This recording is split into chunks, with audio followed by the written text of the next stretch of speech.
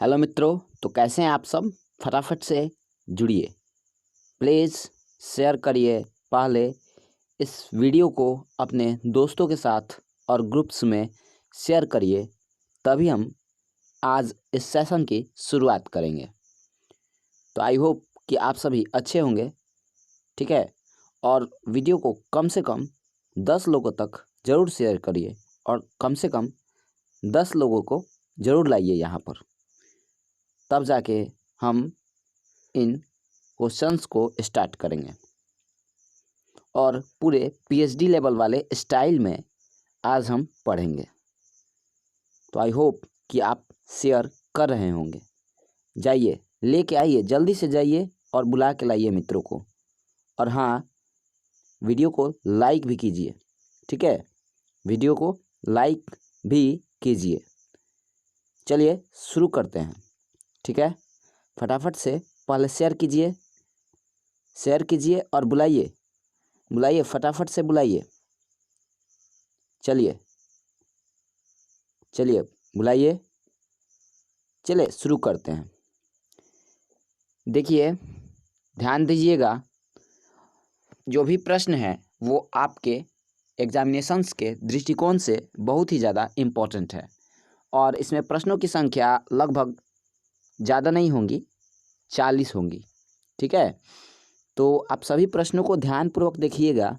अगर आपको 2022 के बिहार बोर्ड के एग्जामिनेशंस में अगर 470 प्लस जाना है तो ठीक है, तो वीडियो को स्किप भी मत कीजिएगा, एंड तक ज़रूर बने रहिएगा, क्योंकि हो सकता है कि इसमें से 5 प्रश्न आपके एग्जामिनेशंस में जैसे कि तैसे एकदम हूबहू ऑप्शंस के साथ देखने को मिले।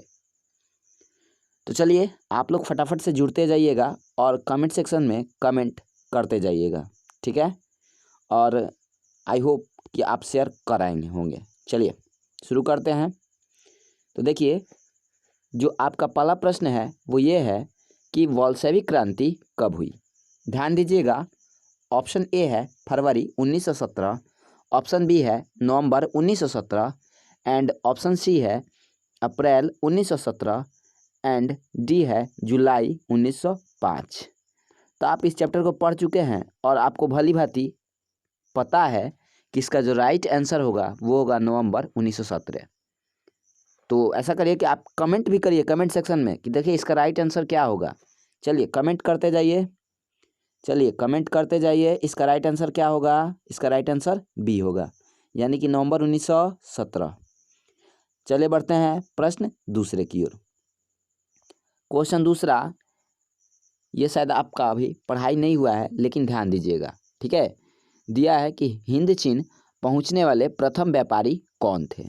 लिखा हिंदू चीन है, लेकिन ये है हिंदी चीन, ठीक है। तो ऑप्शन ए है अंग्रेज, बी है फ्रांसीसी, सी है पुर्तगाली एंड डी है डच। तो कमेंट कीजिए तो कमेंट सेक्शन में इसका राइट आंसर क्या होगा, कमेंट कीजिए प्लीज़। देखिए, इसका जो राइट आंसर होगा वो होगा ऑप्शन नंबर सी, यानी कि पुर्तगाली ही सबसे पहले भारत में भी आएंगे होंगे, ठीक है।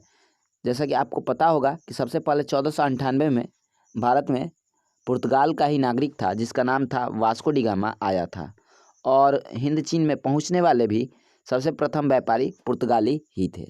ये जहां भी जाते थे काम बिगाड़ते ही थे। चलिए बढ़ते हैं क्वेश्चन तीसरे की ओर। देखिए, क्वेश्चन तीसरा भारत में राष्ट्रवाद से क्वेश्चन है। देखिए, तीसरे क्वेश्चन में पूछा गया है कि असहयोग आंदोलन का प्रस्ताव कांग्रेस के किस अधिवेशन में पारित हुआ। देखिए, ऑप्शन ए है सितंबर 1920 कलकत्ता, ऑप्शन बी है अक्टूबर 1920 अहमदाबाद, ऑप्शन सी है नवंबर 1920 फैजपुर एंड डी है दिसंबर 1920 नागपुर। बताइए आपके हिसाब से क्या इसका आंसर होना चाहिए। कमेंट कीजिए फटाफट, आप लोग कृपया कमेंट कीजिए और इधर उधर के बातों पर ध्यान न दीजिए। चलिए कमेंट कीजिए और इसको शेयर कीजिए और वीडियो को दबा के शेयर करिए अपने फ्रेंड्स में। कम से कम 10-20 लाख लोगों को लाइए यहाँ पर। चलिए देखिए, ऑप्शन ए जो था वो क्या था आपका, सितंबर 1920 कलकत्ता। तो असहयोग आंदोलन का जो प्रस्ताव था वो कांग्रेस के कलकत्ता अधिवेशन में पारित हुआ था। याद रखिएगा कि कांग्रेस के कलकत्ता अधिवेशन में पारित हुआ था। कब? सितंबर 1920 में। यानी कि इसका right answer option number A होगा। चलिए बढ़ते हैं क्वेश्चन चौथे की ओर। ठीक है, देखिए क्वेश्चन चौथे में पूछा गया है कि राष्ट्रीय स्वयंसेवक संघ की स्थापना कब और किसने की। ध्यान से देखिएगा प्रश्न को, ये सारे प्रश्न बहुत ही इम्पोर्टेंट है, तो किसी प्रश्न को छोड़ के जाइएगा मत।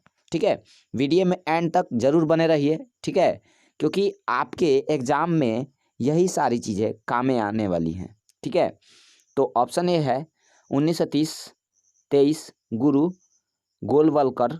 ऑप्शन बी है 1925 केबी हेडगेवार। ऑप्शन सी है 1926 Chittaranjan Das and option D है 1928 लालचंद।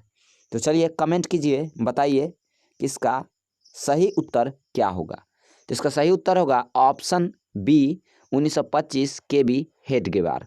याद रखिएगा कि राष्ट्रीय स्वयंसेवक संघ को हम लोग शॉर्ट फॉर्म में RSS कहते हैं। तो इसकी स्थापना 1925 में केवी हेडगेवार जी ने की थी। चलिए बढ़ते हैं क्वेश्चन पाँचवें की ओर। देखिए क्वेश्चन का पाँचवें में आपसे पूछा क्या गया है। क्वेश्चन पाँचवें में पूछा गया है कि इंग्लैंड में सभी स्त्री एवं पुरुषों को वयस्क मताधिकार कब प्राप्त हुआ। Option A 1838, B 1881, C 1918 and D 1932। तो कमेंट करिए तो इसका राइट आंसर क्या होगा। देखें हम आपका कि कितने लोग इसका सही जवाब देते हैं। तो देखिए जो इसका राइट आंसर होगा, बताइए आप लोग पहले बताइए क्या होना चाहिए। देखिए बोलिए इसका राइट आंसर क्या होगा। देखिए इसका जो राइट आंसर होगा वो होगा ऑप्शन नंबर सी, यानी कि 1918। पूरे एकदम PhD स्टाइल में है। ठीक है, चैनल पर नए हैं तो सब्सक्राइब भी मारिएगा। ठीक है, और दोस्तों को लाइए यहाँ पर, फ्रेंड्स में शेयर कीजिए। चलिए देखते हैं क्वेश्चन छठवें को।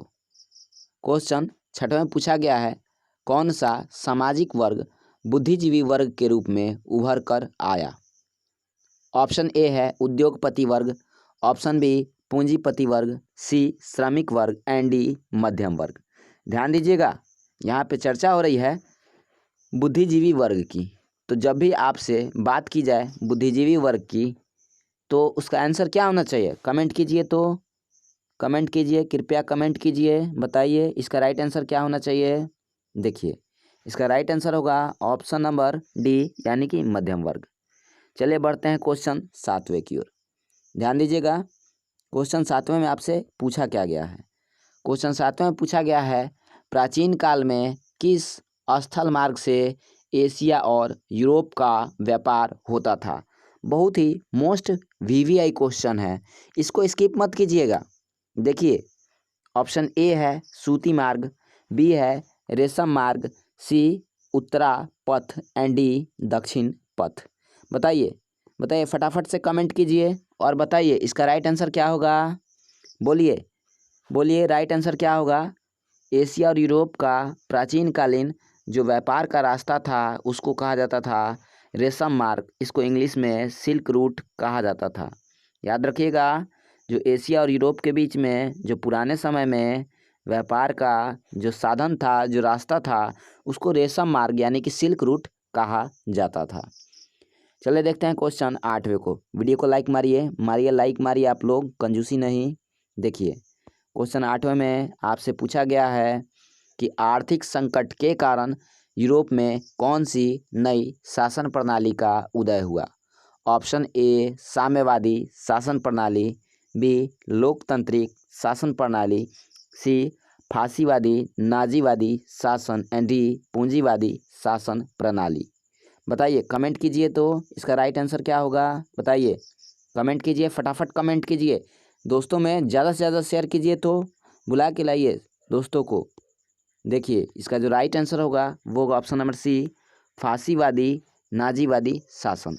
आर्थिक संकट के कारण यूरोप में इसी व्यवस्था का उदय हुआ था, जिसमें जिसका शासक नाम सुना है हिटलर का। हिटलर किसका था, हिटलर किस चीज़ को मानता था। तो हिटलर जो था वो नाजीवादी था और फांसीवादी कौन था? तो मुसोलिनी था। याद करिए विश्व युद्धों का इतिहास। तो याद रखिएगा, इसका right answer option number C होगा, यानी कि आर्थिक संकट के कारण यूरोप में इसी नई शासन प्रणाली का उदय हुआ था। ठीक है, नेट बहुत स्लो चल रहा है, इसका टेटुआ दबाने का मन कर रहा है, लेकिन आप लोग भागिएगा मत। चलिए देखते हैं क्वेश्चन 9। ऐसा कहा गया है कि नेटवा इतना स्लो चल रहा है कि इसका टेटुआ दबाने का मन कर रहा है। चलिए बाकी की बातों को ध्यान में न देते हुए क्वेश्चन 9 को फोकस करते हैं। देखिए पूछा गया है कि किस पत्र ने रातों रात वर्नाक्यूलर प्रेस एक्ट से बचने के लिए अपनी भाषा बदल दी। देखिए मित्रों, ऑप्शन ए है हरिजन, ऑप्शन बी है भारत मित्र, सी है अमृत बाजार पत्रिका एंड डी है हिंदुस्तान रिव्यू। बताइए, फटाफट बताइए क्या होगा इसका राइट आंसर। कमेंट कीजिए, बताइए क्या होगा आंसर इसका। देखिए इसका राइट आंसर होगा ऑप्शन सी अमृत बाजार पत्रिका। ये ऐसी पत्रिका थी जो वर्नाक्यूलर प्रेस एक्ट के कारण अपनी भाषा को रातों रात इसको परिवर्तित करना पड़ा। चलिए देखते हैं क्वेश्चन 10वें को। ध्यान से देखिएगा, बहुत ही मज़ेदार प्रश्न है। ठीक है, चलिए वीडियो को लाइक भी कीजिएगा और चैनल पर नए हैं तो सब्सक्राइब कीजिए और फ्रेंड्स में शेयर कीजिए, कंजूसी नहीं। देखिए कहा है, किसने कहा मुद्रण ईश्वर की दी गई महानतम देन है, यह सबसे बड़ा तोहफा है। Option A Mahatma Gandhi, B Martin Luther, C पैगंबर मुहम्मद, डी ईसा मसीह। कीजिए, कमेंट कीजिए, बताइए किसने ऐसा कहा था। तो देखिए इसका राइट आंसर ऑप्शन बी होगा, यानी कि ये कथन मार्टिन लूथर का है। ठीक है, याद रखिएगा कि ईश्वर मुद्रण जो है वो ईश्वर की दी गई महानतम देन है, ऐसा बोला था किसने? तो मार्टिन लूथर जूनियर किंग ने। ठीक है, चलिए देखते हैं क्वेश्चन 11वें को। अब क्वेश्चन आपका भूगोल से रिलेटेड है। ठीक है, तो फोकस कीजिए, क्वेश्चन पे फोकस कीजिए, इधर उधर की बातें मत कीजिए, ध्यान दीजिए। क्वेश्चन 11 में पूछा गया है सोपानी कृषि किस राज्य में प्रचलित है। ध्यान दीजिएगा, क्वेश्चन 11 में पूछा गया है सोपानी कृषि किस राज्य में प्रचलित है। ये तो पढ़ चुके हैं आप लोग। ऑप्शन ए है Haryana, B Punjab, C Bihar and D Uttarakhand. मारिए फटाफट कमेंट, मारिए फटाफट कमेंट, क्या राइट आंसर होना चाहिए इसका। शाबाश, बोलिए बताइए शाबाश। इसका आंसर क्या होगा बबू? इसका आंसर होगा ऑप्शन डी, यानी कि उत्तराखंड में कैसी कृषि की जाती है? तो सोपानी कृषि की जाती है। सोपानी कृषि का मतलब होता है सीढ़ीनुमा खेती, जहाँ पर पहाड़ी ढलान होते हैं वहाँ पर ऐसी खेती प्रचलित है। चलिए ठीक है, बढ़िया है। चलिए बढ़ते हैं क्वेश्चन 12वें को। देखो क्वेश्चन 12 में पूछा गया है, ध्यान दीजिएगा, प्राणियों के शरीर में कितना प्रतिशत जल की मात्रा निहित होती है। ध्यान दीजिएगा, बताइए। ऑप्शन ए है 55%, बी है 60%, सी है 65% एंड डी है 70%। बताइए क्या आंसर होगा, बताइए कमेंट सेक्शन में कमेंट कीजिए। ये भी आप पढ़ चुके हैं। इसका राइट आंसर ऑप्शन सी, यानी कि 65% होगा। प्राणियों के शरीर में जो जल की मात्रा होती है वो कितना होती है भाई? 65% होती है। चलिए दबा के लाइक शेयर ठोकिए, तो दबा के लाइक शेयर ठोकिए, बुलाइए फ्रेंड्स को। चलिए देखिए क्वेश्चन 13वें पर ध्यान दीजिएगा, क्वेश्चन 13वें पे ध्यान दीजिएगा। देख क्वेश्चन 13 में पूछा गया है वन संरक्षण एवं प्रबंध की दृष्टि से वनों को कितने वर्गों में वर्गीकृत किया गया है। बताइए फटाफट से बताइए। ऑप्शन ए है 4 वर्गों में, बी है 3 वर्गों में, सी है 5 वर्गों में एंड डी है इनमें से कोई नहीं। बताइए फटाफट से कमेंट कीजिए भाई लोग, कमेंट कीजिए, कमेंट में कंजूसी नहीं, लाइक में कंजूसी नहीं, शेयर में कंजूसी नहीं, कमेंट कीजिए। बताइए इसका राइट आंसर ऑप्शन बी 3 वर्गों में होगा। चलिए देखते हैं क्वेश्चन 14वें को। क्वेश्चन 14 में क्या पूछा गया है? क्वेश्चन 14 में पूछा गया है, एक एनजीओ की वानिकी रिपोर्ट के अनुसार 1948 में विश्व के कितने हेक्टेयर भूमि पर वन का विस्तार था। एक बार क्वेश्चन ध्यान से पढ़ लीजिए कि एक एनजीओ की रिपोर्ट आई थी 1948 में, जिसमें पूछा गया था कि विश्व में, या बताया गया था कि विश्व में कितने हेक्टेयर भूमि पर वन का विस्तार है। ऑप्शन ए है 600 करोड़ हेक्टेयर, बी है 400 करोड़ हेक्टेयर, सी है 800 करोड़ हेक्टेयर एंड डी है 500 करोड़ हेक्टेयर। चलिए मारिए फटाफट से कमेंट, क्या आंसर होगा इसका राइट आंसर। बताइए राइट आंसर क्या होगा। इसका राइट आंसर होगा ऑप्शन नंबर बी, यानी कि 400 करोड़ हेक्टेयर में। छोड़िएगा मत, वीडियो को स्किप मत कीजिए। चलिए देखिए, भागिए मत, चलिए रहिए वीडियो में, रहिए, भागिए मत। और 10 मिनट से 5 मिनट का और जाएगा वीडियो, ज़्यादा लंबा नहीं होगा, बने रहिए वीडियो में। देखिए क्वेश्चन 15वां, 1 टन इस्पात बनाने में कितने मैग्नीज का उपयोग होता है। बताइए। ऑप्शन ए है 5 kg, बी है 10 kg, सी है 15 kg एंड डी है 20 kg। कमेंट कीजिए, बताइए क्या आंसर होगा इसका। इसका राइट आंसर होगा ऑप्शन बी, यानी कि 10 kg। चलिए देखते हैं क्वेश्चन 16 को। क्वेश्चन 16 में आपसे क्या पूछा गया है। क्वेश्चन 16 में आपसे पूछा गया है कि कोयले का सर्वोत्तम प्रकार कौन सा है। बताइए साथियों, इसका राइट आंसर क्या होगा। ऑप्शन ए है एंथ्रासाइट, बी है पीट, सी है लिग्नाइट एंड डी है बिटुमिनस। बताइए सर्वोत्तम प्रकार कोयले का कौन सा होता है। बताइए, कमेंट कीजिए, फटाफट से कमेंट कीजिए। देखिए कोयले का जो सर्वोत्तम प्रकार होता है वो होता है क्या, एंथ्रासाइट। याद रखिएगा, कोयले का जो सर्वोत्तम प्रकार होता है वो होता है एंथ्रासाइट। 2 नंबर पे लिग्नाइट आता है, 3 पे बिटुमिनस और 4 पर पीट आता है। चलिए देखिए 17 क्वेश्चन नंबर 17 को देखिए। भागिए मत, शेयर कीजिए, लाइक कीजिए, दबा के लाइक कीजिए। देखिए क्वेश्चन पहला 17वां है, इनमें से कौन सा उपभोक्ता उद्योग है। उपभोक्ता उद्योग वैसे उद्योगों को कहा जाता है जिसका लाभ प्रत्यक्ष तौर पर जो भी व्यक्ति है उसको मिल जाए। देखिए ऑप्शन ए है पेट्रो रसायन, बी लौह इस्पात, सी चीनी उद्योग एंड डी है चित्ररंजन लोकोमोटिव। बताइए इसका राइट आंसर क्या होगा। बताइए फटाफट से बताइए क्या होगा इसका राइट आंसर। देखिए इसका जो राइट आंसर होगा वो होगा ऑप्शन नंबर कौन सा, ऑप्शन होगा सी, यानी कि चीनी उद्योग। देखिए चीनी उद्योग कौन सा उद्योग है भाई, उपभोक्ता उद्योग है, क्योंकि इसका उपयोग हम लोग डायरेक्टली कर लेते हैं कि नहीं कर लेते हैं, ध्यान से सोच के देखिए। चलिए देखते हैं क्वेश्चन 18वें को। चलिए वीडियो को लाइक शेयर कीजिए, दबा के कमेंट कीजिए, आंसर बताइए, बताते चलिए आंसर क्या होगा आंसर इसका। चलिए क्वेश्चन 18 है, ध्यान दीजिएगा कि भारतीय अंतर्देशीय जल मार्ग प्राधिकरण का गठन किस वर्ष किया गया था। Option A 1986, option B 1988, option C 1989 and D 1985। बताइए फटाफट से बताइए, कमेंट कीजिए भाई, कमेंट कीजिए, कब हुआ था भारतीय अंतर्देशीय जल मार्ग प्राधिकरण का गठन। देखिए इसका राइट आंसर क्या होगा, 1986 होगा, यानी कि ऑप्शन नंबर ए होगा। ठीक है, ये सारे बहुत ही कैरे क्वेश्चन है, तो इसको याद करिए, सबको याद कीजिए, इस वीडियो स्किप मत कीजिए, रहिए वीडियो में, बने रहिए। नंबर यही देगा आपको, नंबर दूसरा कुछ नहीं देने वाला है। चलिए देखिए क्वेश्चन 19 को। क्वेश्चन 19 में पूछा गया है पाइराइट किस प्रकार का खनिज है। ऑप्शन ए धात्विक, बी अधात्विक, सी परमाणु एंड डी ईंधन। बताइए इसका राइट आंसर क्या होगा। कमेंट कीजिए, बताइए। जो पाइराइट है वो आपका धात्विक खनिज है। कैसा खनिज है भाई, तो धात्विक खनिज है। चलिए देखते हैं क्वेश्चन 20 को, ध्यान से देखिएगा, बहुत ही इंपॉर्टेंट है क्वेश्चन 20। क्वेश्चन 20 में पूछा गया है कि 2001 की जनगणना के अनुसार बिहार की नगरीय आबादी है। 2001 की जनगणना के अनुसार, अब तो होने वाला था 11 और 11-10-21 में भी होने वाला है। ठीक है, तो बताइए कितनी है जनसंख्या बिहार की नगरीय। ऑप्शन ए है 20.5, बी है 15.5, सी है 10.5 एंड डी है 25.5। बताइए फटाफट से बताइए, बोलिए, कमेंट कीजिए, बताइए क्या होगा इसका राइट आंसर। चलिए शाबाश, बढ़िया है। देखिए इसका राइट आंसर क्या होगा बाबू, ऑप्शन नंबर सी 10.5%। जो नगरीय जनसंख्या है वो बिहार की 2001 में कितनी थी, 10.5%।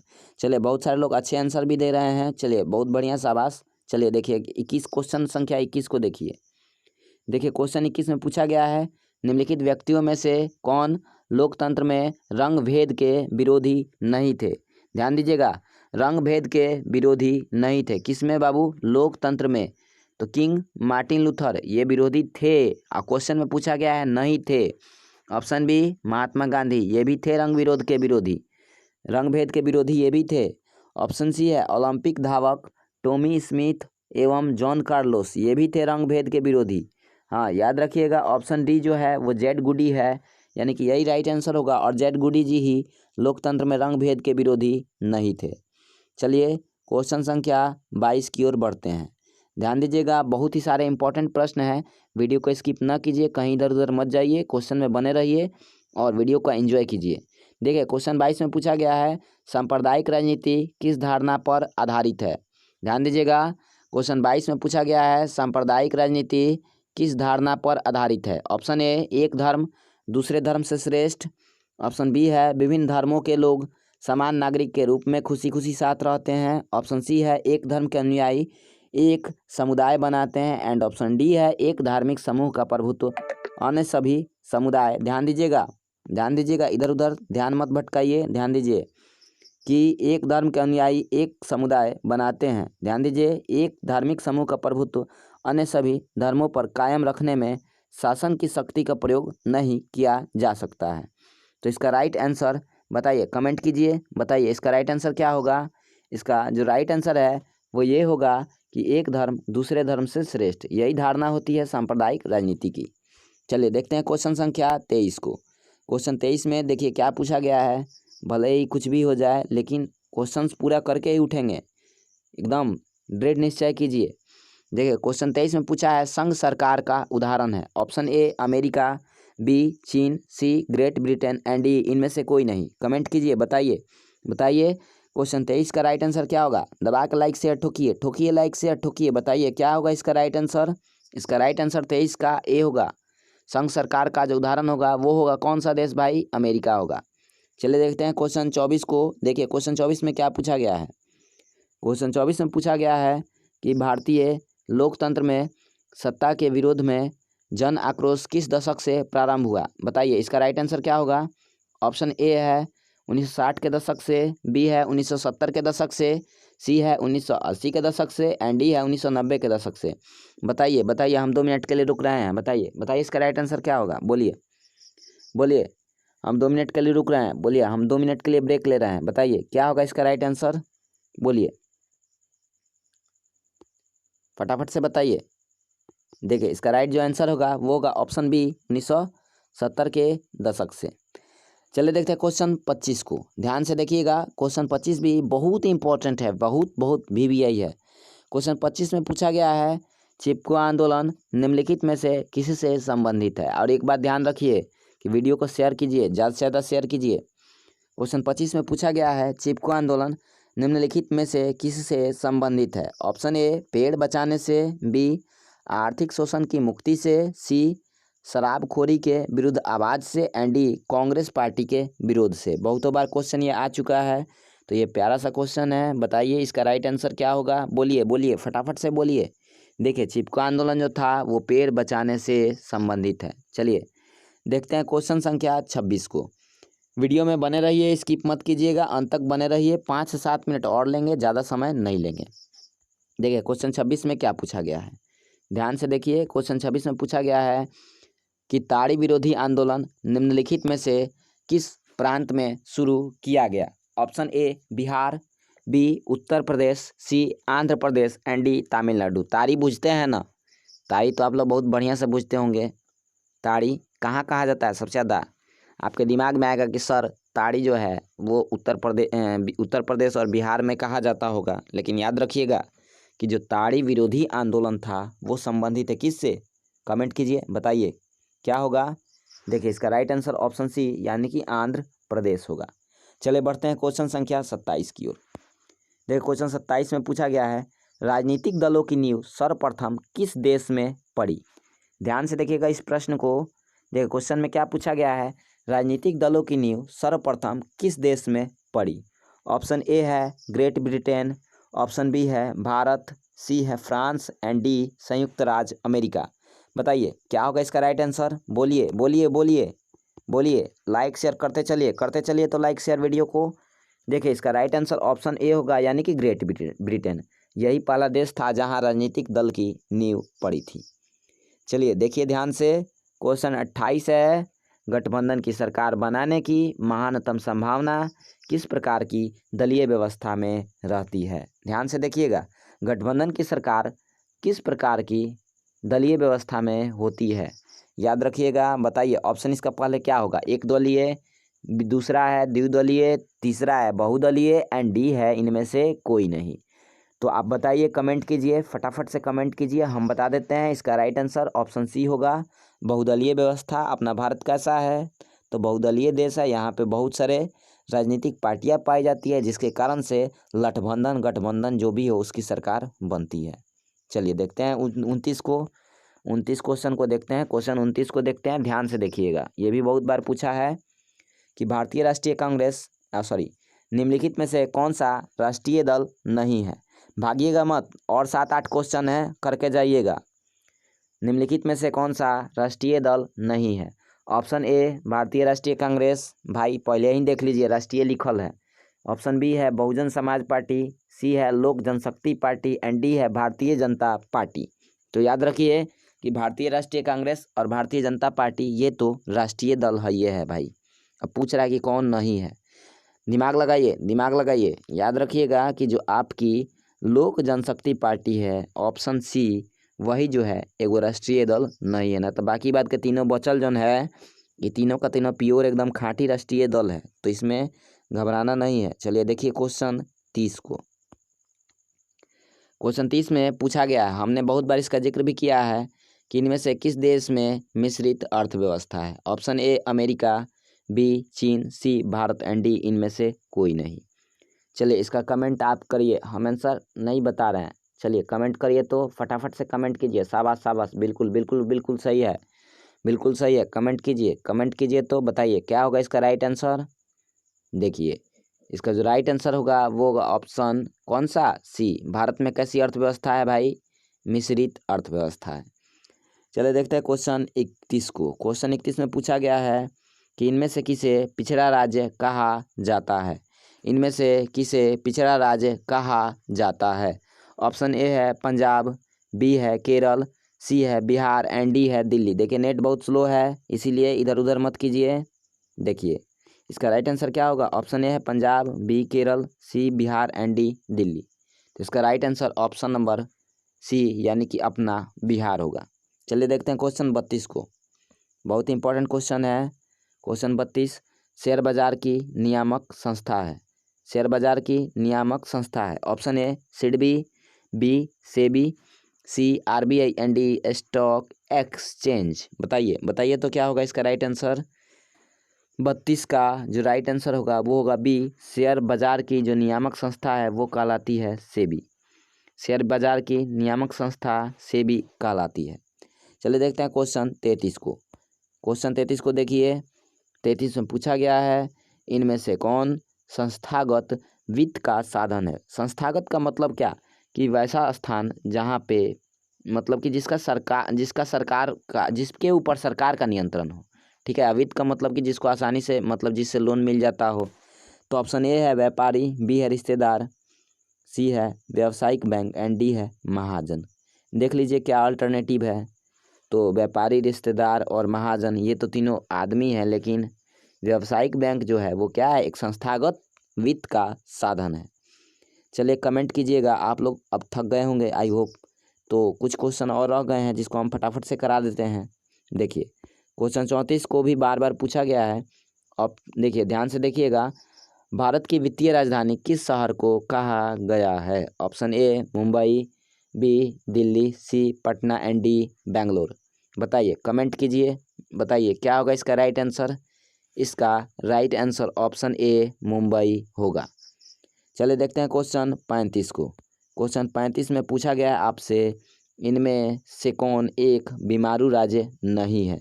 देखिए बीमारू का मतलब बी से हो जाएगा बिहार, ठीक है, बी आई से हो जाएगा बिहार, एम से हो जाएगा मध्य प्रदेश, ए से हो जाएगा आंध्र प्रदेश, ठीक है। ध्यान से देखिए, यू से हो जाएगा उड़ीसा। इसमें से आपको अल्टरनेटिव छांटना है कि कौन सा राज्य बीमारू नहीं है। तो बिहार भी बीमारू है, मध्य प्रदेश भी बीमारू है, और उड़ीसा भी बीमारू है। और नहीं होगा तो नहीं कौन होगा भाई? तो कर्नाटक होगा। चलिए देखते हैं क्वेश्चन 36 को। चलिए क्वेश्चन आपके ख़त्म हो गए हैं। आई होप कि आपको मुक्ति अब मिलने वाली है, ठीक है। तो 2-3 प्रश्न और बचे हैं, इसको देख लीजिए और देख करके जाइए, खाइए पिए। देखिए 36 में पूछा गया है वैश्वीकरण के मुख्य अंग कितने हैं? Option A 1, B 2, C 5, and D 4। चलिए बताइए तो क्या होगा? बताइए, इसका राइट आंसर ऑप्शन सी होगा यानी कि 5 होगा। वैश्वीकरण के अंग जो है मुख्यतः 5 होते हैं। चलिए देखिए क्वेश्चन 37 में पूछा गया है, ध्यान से देखिएगा। क्वेश्चन 37 में पूछा गया है कि भारत में उपभोक्ता संरक्षण अधिनियम की घोषणा कब हुई। भारत में उपभोक्ता संरक्षण अधिनियम की घोषणा कब हुई। Option A 1986, B 1980, C 1987 and D 1988। फटाफट बताइए, बोलिए फटाफट, क्या होगा इसका राइट आंसर, बताइए इसका राइट आंसर क्या होगा। ऑप्शन ए होगा, यानी कि 1986। चलिए देखते हैं क्वेश्चन 38वें को, और ये वीडियो एंड होने वाला है। दबा के लाइक कर दीजिए, शेयर कर दीजिए, और चैनल पर नए हैं तो पहले चैनल को सब्सक्राइब करिए। चलिए देखते हैं क्वेश्चन 38 को। क्वेश्चन 38 में पूछा गया है, ध्यान से देखिएगा। स्वर्ण आभूषण, स्वर्ण समझते हैं ना, जिसको हम लोग गहना उना कहते हैं। स्वर्ण आभूषणों की परिशुद्धता को सुनिश्चित करने के लिए किस मान्यता चिन्ह का प्राप्त होना आवश्यक है। B ISI mark. ISI mark कुदारी उदारी पे लागल होला भाई, ठीक बा। तो ISI मार्क ना हुई, एग मार्क भी ना हुई, ठीक बा। इनमें से कोई नहीं ना हुई, ठीक बा। हॉल मार्क होला, सोना चांदी जौन बा हॉल मार्क से ना पाला, ठीक बा। कोनो दिक्कत ना होके के चाहिए। देखो लोगिन, क्वेश्चन 39वां दिया है, नदियों में बाढ़ आने का प्रमुख कारण क्या है। ऑप्शन ए जल की अधिकता, बी वर्षा की अधिकता, सी नदी की तली में अवसाद का जमाव, एंड डी है इनमें से कोई नहीं। तो याद रखिएगा, जब भी नदी में बाढ़ आता है, काहे आता है कि नदी में तली में जो है अवसाद माने कचरा का बहुत ज़्यादा बढ़ोतरी हो जाता है, तो नदी में कहा जाता है भाई बाढ़ आ जाता है, ठीक है। आई होप कि ये वीडियो आपको बहुत ही ज़्यादा पसंद आया होगा। पसंद आया है तो दबा के शेयर मारिएगा, ठीक है, इसमें कंजूसी नहीं। एक क्वेश्चन और रह गया है, सुन लीजिए, ठीक है। अब तो PDF ज़्यादा स्क्रॉल नहीं हो रहा है। देखिए क्वेश्चन 40वां था, भूकंप संभावित क्षेत्रों में भवनों की आकृति कैसी होनी चाहिए। तो इसका राइट आंसर होगा आयताकार, ठीक है। तो वीडियो को लाइक ज़रूर कर दीजिएगा, ठीक है, और नहीं पसंद आए तो डिसलाइक भी मारिएगा, लेकिन ऐसे तो हम जाने नहीं देंगे। और चैनल पर नए हैं तो सब्सक्राइब करिए, दोस्तों के साथ जितना ज़्यादा से ज़्यादा हो सके शेयर मारिए। और फिर मिलते हैं हम लोग बहुत ही जल्द नए वीडियो में। और अगर इस वीडियो का PDF चाहिए तो टेलीग्राम चैनल डिस्क्रिप्शन में पड़ा है, टेलीग्राम चैनल का लिंक, उसको ज्वाइन कीजिए। हमने शुरुआत में नहीं बताया क्योंकि बहुत सारे लोग जो है वीडियो नहीं देखेंगे और लास्ट में क्या करेंगे, टेलीग्राम चैनल से PDF कर लेंगे, डाउनलोड कर लेंगे। तो इसीलिए लास्ट में आप